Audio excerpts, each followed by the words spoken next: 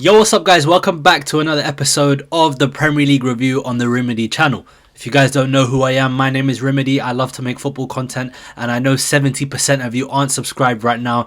So if you don't mind me doing a favor, hit the red button down below. Turn on your notification bells. I post every single Monday and you guys know that when I post, it's a serious video.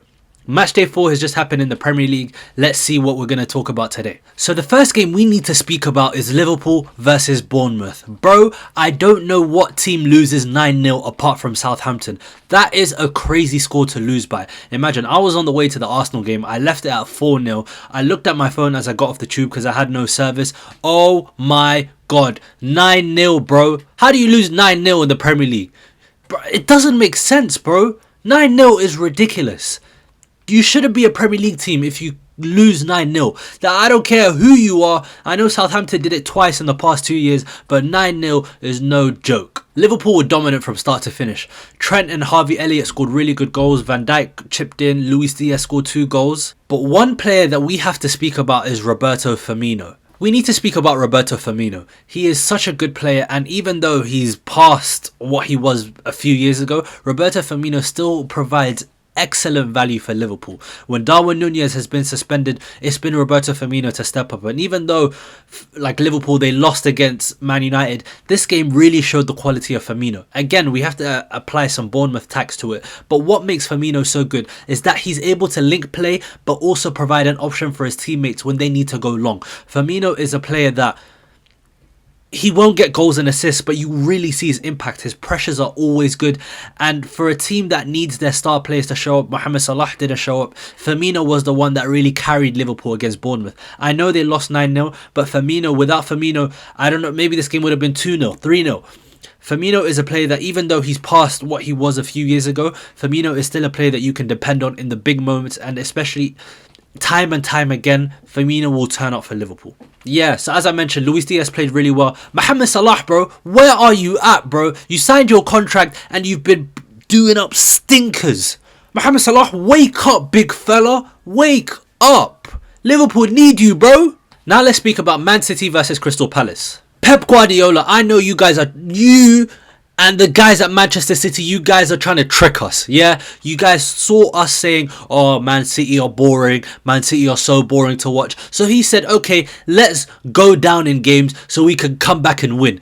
All right, Pep, we see it now. All right, you're not fooling me. You're not fooling me, Pep Guardiola. I know you want to say, oh, we lost in every single game, but we came back. I know exactly what you're on, and it's not fooling me, buddy. Bernardo Silva is the truth.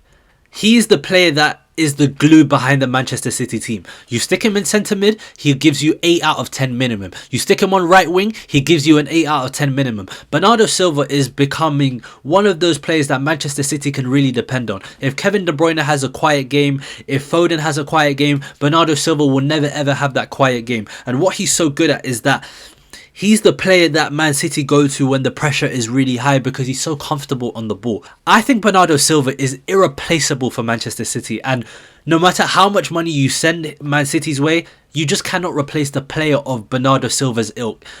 I think he's top quality, and you will see it this season when he's playing all over the pitch. Left wing, centre mid, right wing, even DM. Bernardo Silva is going to be the glue behind that Manchester City team. Erling Haaland as well, 3 goals. And what I realised about Erling Haaland is that he has this electricity about him. He's another player with an aura, bro. Every time I see that guy and he scores a goal, it's like the whole stadium is shaking. The camera's shaking. Everyone is going nuts. Everyone is going crazy. Erling Haaland is becoming a Manchester City favourite. 5 games, 6 goals in the light blue shirt. Haaland is gonna go crazy this season. He's gonna go bold, as some people like to say. Erling Haaland, this is your league, bro. Crystal Palace, incredibly unlucky for them. Unfortunately, they just didn't have the minerals to keep out that Manchester City team. Not everybody has the minerals, so there's no slight on how good Crystal Palace are. They will bounce back and they'll beat their next opponent midweek. Let's just see how they play. Now, let's turn our attentions to North London. Arsenal versus Fulham. For me, I feel that this has been Arsenal's best performance of the season so far. Before the game, we found out that Zinchenko and Thomas Partey were missing due to injury or precautionate injuries, and that didn't stop anything. El Neni came in, Kieran Tierney came in, and I just feel that they didn't really miss a beat. To be honest, I made a tweet about it. Like, I compared Zinchenko to Caviar, and I just feel that the inverted fullback, that's not really KT's thing. And if we're continuing to do that, I don't know about KT, man. Hopefully he can learn, because he did learn towards the back end of last season, but then he got injured at the most crucial time. So, looking at Arsenal right now, they had the most decisive and dominating performance, and it just goes to show how good of a coach Mikel Arteta is. Fulham are a fantastic side, but for Arteta to completely dominate them in that way, even though Gabriel Magalhaes made that mistake, he bounced back at the end, and that's really what we're getting from Arsenal at the moment. Martin Odegaard, I keep saying it, on a sunny day, you cannot beat that guy. He was the best player on the pitch by far. He really galvanised the Arsenal team. Especially when we went 1-0 down, Martin Odegaard said, you know what? It's my team now. I'm going to be the captain and I'm going to take over. And that's what Martin Odegaard did. All the chances he created, all the good movements, all the dribbles that he did, it was beautiful to watch, but it also had an impact on the pitch. Martin Odegaard, the clear man of the match by far. And something that we need to take in is the Arsenal atmosphere right now. You're going to the stadium, it feels like a carnival. I say that on carnival weekend, but it just feels that the vibe around the Arsenal's team right now and everything going around Arsenal, it's just amazing right now. The player, someone makes a mistake, alright, cool, we're going to get back up. And that's what Mikel Arteta's really done. Everyone says it, but he's brought the feel-good factor back to Arsenal. Arsenal fans, they stay after the game now for an extra 15-20 minutes. In the past, people will leave early. No one wants to do that anymore, bro. Everyone wants to stay. Everyone wants to party after the game, and that's amazing to see. Arsenal, they just need to keep going game by game. I'm not going to say Arsenal are going to win the league, because that's impossible against that Manchester City team. But game by game, moment by moment, you just need to understand when to control games, when to sit back, when to go forward.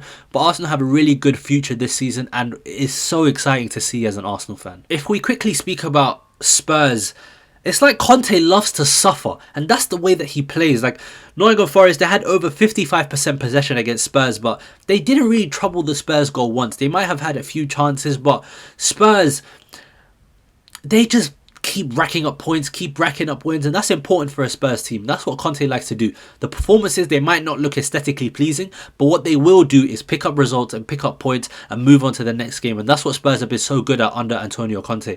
Like, I don't know, maybe it's just me and what Wenger taught me, but it's just not fun, man. I'm just trying to take in Conte ball, and it's just defending and defending and defending, and I know that gets results.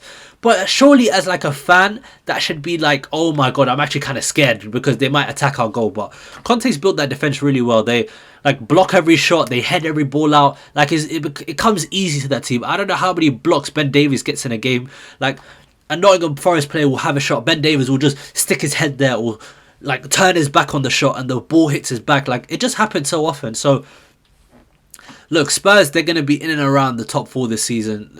It's obvious they're a good team, but it just goes to show that controlling games isn't the be-all and end-all of football. I know it doesn't look like enticing, but Antonio Conte, man, he just gets the points and moves on to the next week, and that's what's so good about Conte, and that's what's going well for Spurs at the moment. Bro, Manchester United are making some signings, you know? They beat Southampton on the weekend 1-0. It was a very awful watch as a neutral. I had no vibes, nothing. But they got the points, they moved on. Erik ten Hag has changed his style a bit, it's become a bit more pragmatic. They sat deep, they got the counter-attack goal, and they should have scored more goals in the game. But look, Man United, they're making some crazy signings right now, bro. Spending over 200 million this summer. How much are they going to spend next year, bro? How much money, bro? They're signing Anthony, Casemiro, Lisandro Martinez. There's rumours about Cody Gakpo as well. We cannot compete, bro. Manchester United, we cannot compete with you guys, man.